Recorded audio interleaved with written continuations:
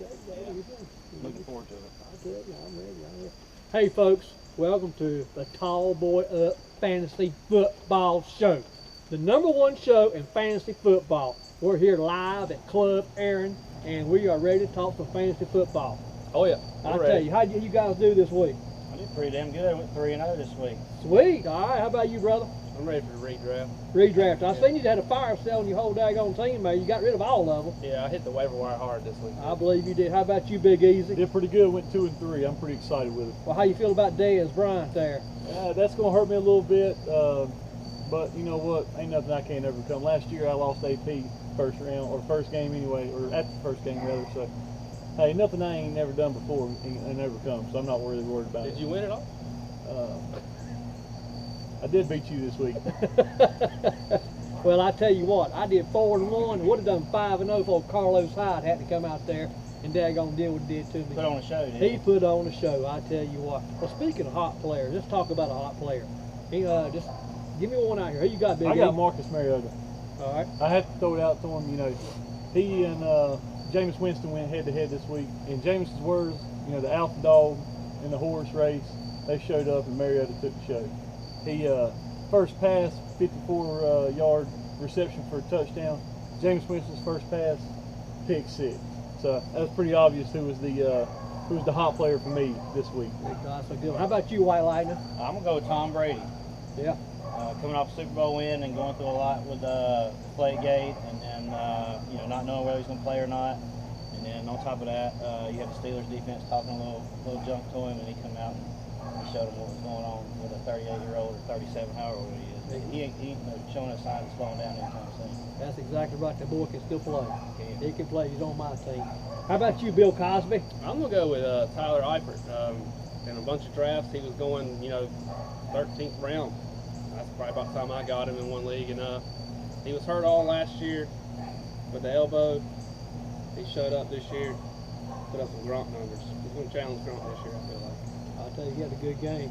Well, I tell you what, boys, this is the first week of the season, and of course you had the waiver wire, and I hope everybody hit the waiver wire pretty hard, because the draft's only half your season, and you can draft good, but if you don't hit the waiver wire right, you can very well lose the championship. But let's talk about some waiver wire gems. I know there's a bunch of them out there this week. You know, we had some injuries, and then too we got some players who just stepped up. Give me one here, Bill Cosby. I'm gonna go with Mr. Coleman from the Saints. Very good. He's not a lot of people have heard of him. He's got the size. He's like a Marcus Coleman, but he ain't 100 years old. He's got speed, and I think he's gonna be the next big thing besides Brandon Cooks. He's gonna be the 1-2 punch there in New Orleans. All right, how about you, White Lightning? Well, this guy ain't going to win you a championship, but he might win you your game this week. And that's D'Angelo Williams, old former Panther. He came out and put up a show last week, and he very well could this week as well. And, but you got a couple other big names out there that may or may not be on your waiver wire. Percy Harvin and James Jones put on a show this week. They may have been picked up, but they may have been available today as well. So. Yeah. Well, I tell you, old D'Angelo lost 15 pounds, and I tell you, he looked like a scat back there. It looked good. It did look good. How about you, Big Easy? Well, you know, sticking with the Marcus Mariota train, I'm thinking he's going to be a gem. I definitely went for him in one of my leagues.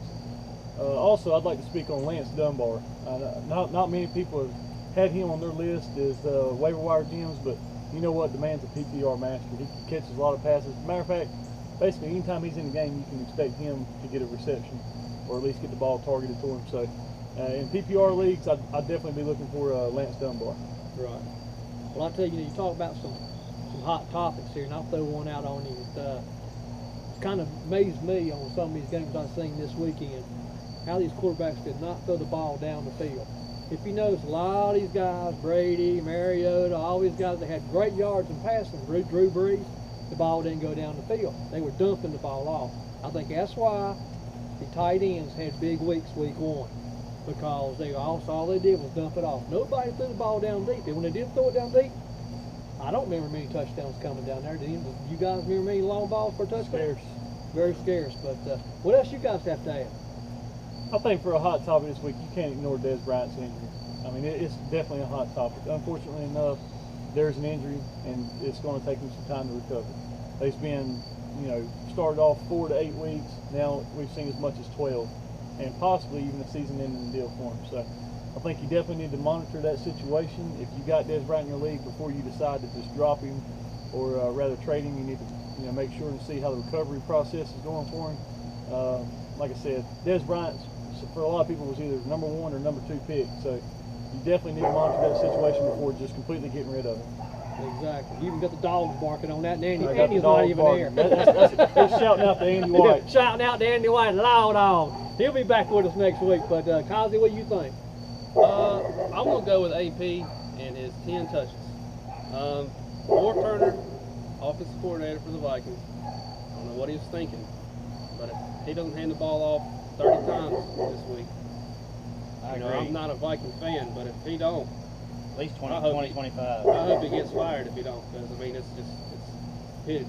How do you not give the ball to the best player on the field? I don't know. The The one best person everybody player- was looking forward to seeing what he could do Right. first game. Right. The best player on the But field. just as well having Jarrett McKinnon as your running back as you did AP this week. I mean, He probably had more he can points give me the than ball he 10 it's times. close. I mean, Yeah, I know. I'm with you on that. Exactly. How about you, Whitey?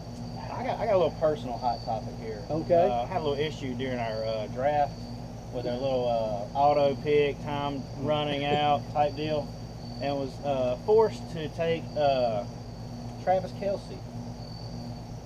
But you know what? I'm not complaining. I wouldn't Thank complain you. either. Not gonna Thank complain you. anymore. Thank you. I actually monitored him pretty well last year. I had him last year, and knew he was kind of an up and coming player. But he's really well. I know it's only week 1, but he's really starting to show out so far, and I'm excited to have him on my team. So. I don't blame you. He's going to be a very good player. Well, folks, that's all we have for you tonight, and we'll be back at you next week. And don't forget, keep us on Facebook, watch us, and we're going to put out the start sits here for you, and a couple other little shows periodically during the week. And for all the crew here, Tall Boy Up crew, we'll see you next time.